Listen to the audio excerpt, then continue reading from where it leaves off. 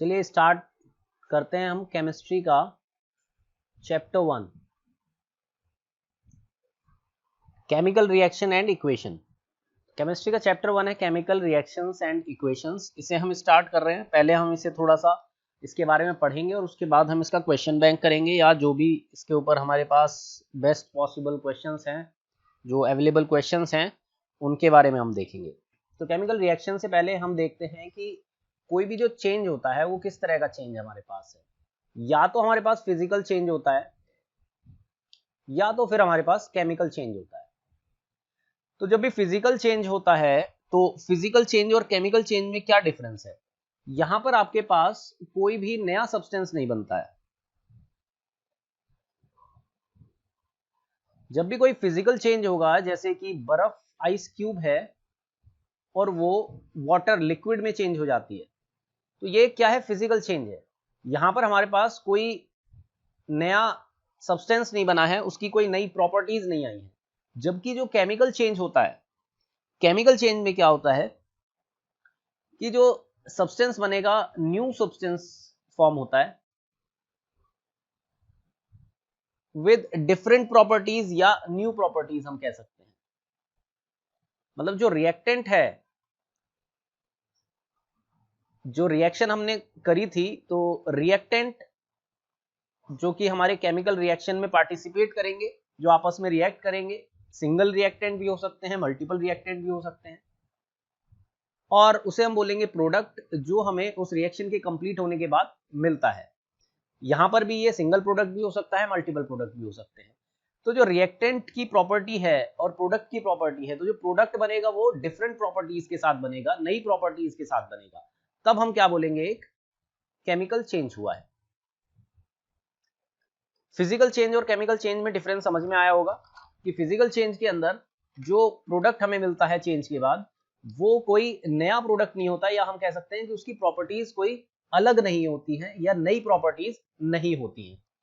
कोई भी डाउट या क्वेश्चन आपका है तो आप नीचे वो वहां पर कमेंट सेक्शन के अंदर आप लिख सकते हैं उसे। चलिए, तो यहां से हम देखते हैं अब कि केमिकल रिएक्शन क्या होती है। अगर मुझे डेफिनेशन लिखनी हो केमिकल रिएक्शन की, तो हम उसे क्या बोलेंगे कि एक ऐसा प्रोसेस है जिसमें नए सब्सटेंसेस बनते हैं और उनकी प्रॉपर्टी क्या होती है? न्यू प्रॉपर्टीज, या हम कह सकते हैं different properties than reactant. Reactant की जो प्रॉपर्टीज हैं उनसे डिफरेंट प्रॉपर्टीज यहां पे हमें मिलती है।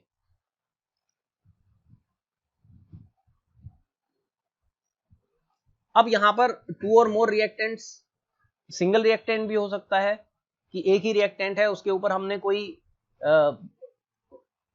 उसे हमने कोई एनर्जी प्रोवाइड करी जिसकी वजह से वो ब्रेक हो गया, अलग हमें और प्रोडक्ट्स मिल गए उससे। या हमारे पास मल्टीपल रिएक्टेंट्स भी हो सकते हैं कि हमने दो रिएक्टेंट को रिएक्ट कराया।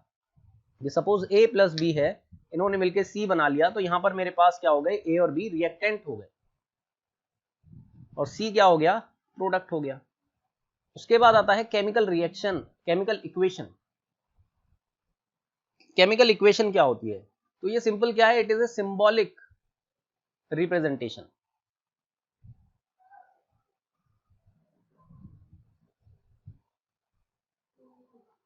Of a chemical reaction. कोई भी केमिकल रिएक्शन हुई, उसे हमने सिंबल्स की फॉर्म में रिप्रेजेंट कर दिया, वो हमारे पास क्या हो गई? केमिकल इक्वेशन हो गई। अब ये हमारे पास यहां पर बैलेंस्ड भी हो सकती है और अनबैलेंस्ड भी हो सकती है। केमिकल इक्वेशन हमारे पास बैलेंस्ड भी हो सकती है, अनबैलेंस्ड भी हो सकती है। जो बैलेंस्ड केमिकल इक्वेशन है और अनबैलेंस्ड केमिकल इक्वेशन है, इनके बारे में हम पढ़ेंगे। अनबैलेंस्ड को हम स्केलेटन भी बोल देते हैं, स्केलेटल इक्वेशन, जिसके अंदर बैलेंसिंग नहीं है। अभी हम देखेंगे कि क्यों बैलेंसिंग जरूरी होती है केमिकल रिएक्शन की। पहले हम देखते हैं कि केमिकल रिएक्शन एक होगी तो वो कैसे होगी, क्या उसके अंदर स्टेप्स होते हैं और क्या प्रोसेस होता है। तो सिंपल सा क्वेश्चन अगर मैं ये पूछ लूं, हाउ केमिकल रिएक्शन अकर, कैसे केमिकल रिएक्शन होती है? और एक मैं बहुत छोटा सा उदाहरण, एक छोटा सा एग्जांपल यहां पे लिख रहा हूं, nitrogen plus hydrogen gives ammonia. ये मैंने क्या लिखी है, एक इक्वेशन लिखी है, और मैंने इसे बैलेंस कर लिया। अभी हम बैलेंसिंग बाद में करेंगे, अभी फिलहाल मुझे समझाना है यहाँ पे कि केमिकल रिएक्शन में क्या क्या प्रोसेस होते हैं। और एक इंपॉर्टेंट कॉन्सेप्ट है, यहां से हमें 2-3 चीजें क्लियर हो जाएंगी। तो देखिए, सबसे पहले जब कोई भी रिएक्शन होगी, जब भी रिएक्टेंट्स रिएक्ट करेंगे, सबसे पहला काम होता है ब्रेकिंग ऑफ ओल्ड बॉन्ड्स। जो पुराने बॉन्ड बने हुए हैं वो टूटेंगे। उसके बाद क्या होता है, उसके बाद होता है रीअरेंजमेंट। और लास्ट काम जो होता है यहां पर वो होता है फॉर्मेशन ऑफ न्यू बॉन्ड्स। नए बॉन्ड्स बनते हैं। इसे एक बहुत सिंपल एग्जांपल से मैं आपको समझाता हूं। अच्छा, इसे हम देखते हैं कैसे। यहां पर नाइट्रोजन के अंदर क्या होता है, नाइट्रोजन के साथ ट्रिपल बॉन्ड है, ट्रिपल बॉन्ड है, और नाइट्रोजन के आउटर मोस्ट शेल में होते हैं 5 इलेक्ट्रॉन। नाइट्रोजन के आउटर मोस्ट शेल में होते हैं 5 इलेक्ट्रॉन। 15 ग्रुप का एलिमेंट है ये, और 15 ग्रुप जो एलिमेंट है आउटर मोस्ट शेल में 5 इलेक्ट्रॉन रखते हैं। तो यहां पे क्या हुआ, टोटल 8 करने होते हैं, तो 5 इलेक्ट्रॉन ये और 3 ये शेयर हो गए यहाँ पे। तो नाइट्रोजन ने कितने बनाए यहाँ पर, इस तरह से अपने 8 कंप्लीट कर लिए, और ट्रिपल बॉन्ड इनके बीच में था। ठीक है, तो यहां पर ये मेरे पास इस तरह से ट्रिपल बॉन्ड बना हुआ था। ऐसे ही हाइड्रोजन ने भी सिंगल सिंगल बॉन्ड बनाए हुए थे। तो जो सबसे पहला स्टेप हुआ उसमें क्या हुआ, ये बॉन्ड्स जो हैं ब्रेक हुए, ये बॉन्ड टूट गए। बिल्कुल ऐसे समझिए कि आप किसी स्कूल में थे और आपकी क्लास में आपकी किसी से दोस्ती थी, तो आपके बीच में एक बॉन्ड था, लेकिन आपने क्या करा, आपने स्कूल छोड़ दिया, आप किसी दूसरे स्कूल में गए, और अब वहां पे आप नए दोस्त बना रहे हैं। तो यहां पे क्या होगा, कई बार ऐसा होता है कि आप जो पुराने दोस्त हैं उनके साथ कांटेक्ट नहीं रख पाते, और आपका यहां से कांटेक्ट टूट गया। तो हम कह रहे हैं कि जो पुराना बॉन्ड है वो खत्म हो गया। और दूसरे स्कूल के अंदर वहां पे आपने क्या करा, अब नए दोस्त बनाए हैं, तो आप वहां पे नया बॉन्ड बना रहे हैं।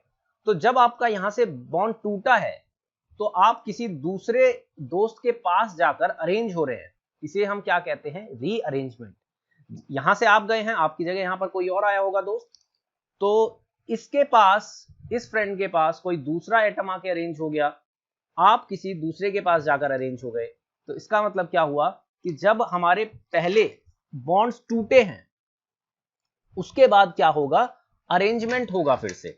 तो अब नया अरेंजमेंट क्या बना कि हर नाइट्रोजन के पास एक हाइड्रोजन आके अरेंज हो गया, इस तरह से। तो यहां पे नाइट्रोजन की दोस्ती थी, हाइड्रोजन की दोस्ती थी। अब इन्होंने क्या करा, ये स्कूल छोड़ के एक नाइट्रोजन चला गया, यहां से हाइड्रोजन भी स्कूल छोड़ के जा रहे हैं। तो यहां पर इस नाइट्रोजन के पास नया बच्चा जो आके बैठा है वो क्या है, हाइड्रोजन है। ऐसे ही इस वाले नाइट्रोजन के पास भी जो नया बच्चा आके बैठा है वो हाइड्रोजन है। तो ये क्या हुआ, रीअरेंजमेंट, या हम कह सकते हैं कि क्लास में सिटिंग अरेंजमेंट दोबारा से हुआ है। तो ये पहला स्टेप हो गया, ये दूसरा स्टेप हो गया। तीसरा स्टेप क्या है, थर्ड स्टेप में क्या होता है, अब ये बॉन्डिंग बनती है इस तरह से। तो अब ये नई दोस्ती यहां पर बन गई है। तो यहां पे क्या बना, ये NH3 बन गया, ऐसे ही दूसरा भी NH3 बन गया। तो यहां पर 2 मॉलिक्यूल मेरे पास तैयार हो गए अमोनिया के, NH3 के। अब इस पूरे प्रोसेस में हुआ क्या, जब हमारे पुराने बॉन्ड टूटे हैं पहले स्टेप में, तो कोई भी एक केमिकल रिएक्शन अगर हो रही है तो उसमें 3 चीजें होंगी, बॉन्ड टूटेंगे पुराने वाले, रीअरेंज होंगे एटम्स, और फिर नए बॉन्ड बनेंगे। तो पहला स्टेप जो था ब्रेकिंग ऑफ ओल्ड बॉन्ड्स,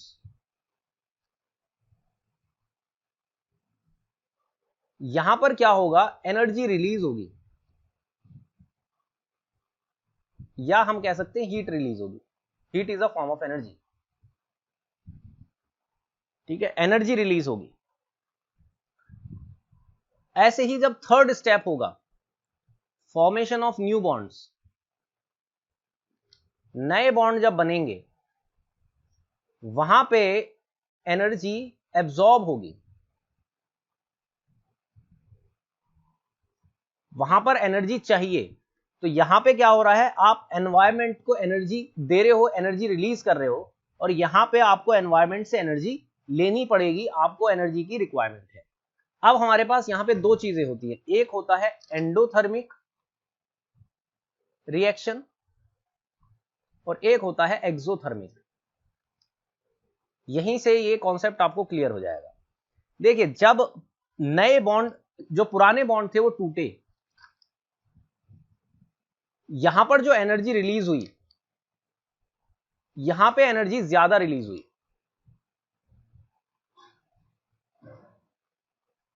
और जो नए बॉन्ड बने वहां पर कम एनर्जी यूज हुई।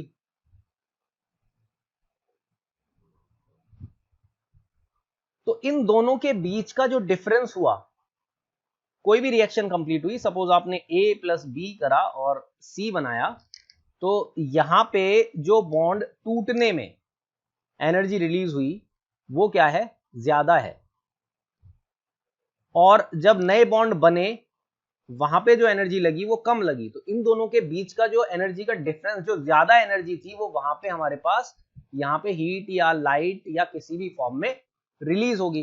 तो हमारी जो रिएक्शन बनेगी वो कैसी बनेगी, एक्सोथर्मिक रिएक्शन बनेगी। इससे उल्टा अगर हुआ कि यहां पे जो एनर्जी है वो जो रिलीज हुई है वो कम हुई है, और जब आपने नए बॉन्ड बनाए वहां पे एनर्जी आपको ज्यादा चाहिए, तो रिएक्शन कैसी बनेगी, इस बार आपको यहां पर एनर्जी एक्स्ट्रा देनी पड़ेगी, तो एंडोथर्मिक बनेगा। एक छोटा सा एग्जांपल मैं ले लेता हूं। सपोज एक रिएक्शन हुआ A plus B gives C, और यहां पर जो पहला स्टेप हुआ उसमें एनर्जी जो रिलीज हुई वो हुई 100 जूल, और जो तीसरा स्टेप हुआ, मतलब जो फॉर्मेशन ऑफ न्यू बॉन्ड हुआ, वहां पे एनर्जी आपको लगी सिर्फ 20 जूल। तो टोटल आपके पास एनर्जी कितनी बची, 100 में से 20 यूज कर लिया आपने, तो आपके पास बचती है 100 में से 20 जाने के बाद 80 जूल एनर्जी। तो वो आपको अलग से मिलेगी यहां पर 80 जूल। तो जो आपकी रिएक्शन बनी वो कैसी बनी, एक्सोथर्मिक बनी। वहीं इससे उल्टा हो जाए कि जो फर्स्ट स्टेप है वहां पर 20 जूल एनर्जी रिलीज हुई थी, जबकि जो थर्ड स्टेप था उसमें 100 जूल एनर्जी यूज हो गई, तो आपको अपनी तरफ से कितनी एनर्जी देनी पड़ेगी, -80 जूल। मतलब 80 जूल आप दोगे, मतलब वो सराउंडिंग से इतनी एनर्जी लेगा। तो रिएक्शन कैसी बन गई, एंडोथर्मिक। क्योंकि एक्सोथर्मिक रिएक्शन क्या होती है, जिसमें रिएक्शन होने पे एनर्जी रिलीज होती है। ये समझ में आया कि कैसे रिलीज हो रही है। एंडोथर्मिक में वो रिएक्शन जिसमें एनर्जी एब्सॉर्ब होती है, इसका भी समझ में आया कि कैसे एनर्जी एब्सॉर्ब हो रही है। जैसे क्वेश्चन यहां पे पूछ सकते हैं, वाई फायर इज हॉट, आग गर्म क्यों होती है, आग गर्म क्यों होती है, क्योंकि एक एक्सोथर्मिक रिएक्शन है, तो वहां पे हीट रिलीज हो रही है। जब रिएक्शन कंप्लीट हो रही है, कंबशन हो रहा है, रिएक्शन कंप्लीट हो रही है, तो हीट रिलीज हो रही है, और हीट रिलीज हो रही है, इस वजह से वो हमें गर्म लग रही है। और ज्यादा डिटेल में आंसर आप देना चाहोगे तो क्या बता सकते हो कि जब हमने वहां पे रिएक्शन, जब वहां पे हमने रिएक्शन कराई, तो जिस टाइम पे बॉन्ड ब्रेक हुए, पुराने बॉन्ड्स ब्रेक हुए, तो आपको क्या मिला, यहां पे ज्यादा एनर्जी रिलीज हुआ।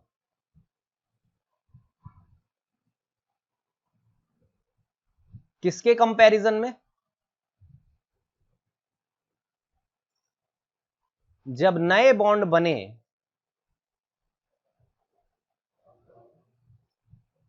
उसके कंपैरिजन में। एब्सॉर्ब्ड। कम एनर्जी एब्सॉर्ब हुई जब नए बॉन्ड बने और ज्यादा एनर्जी रिलीज हुई जब पुराने बॉन्ड टूटे। तो इस वजह से एक एक्सोथर्मिक रिएक्शन बनी और वहां पे क्या हुआ, हम रीजन दे सकते हैं, इसलिए वो हमें गर्म महसूस हुआ।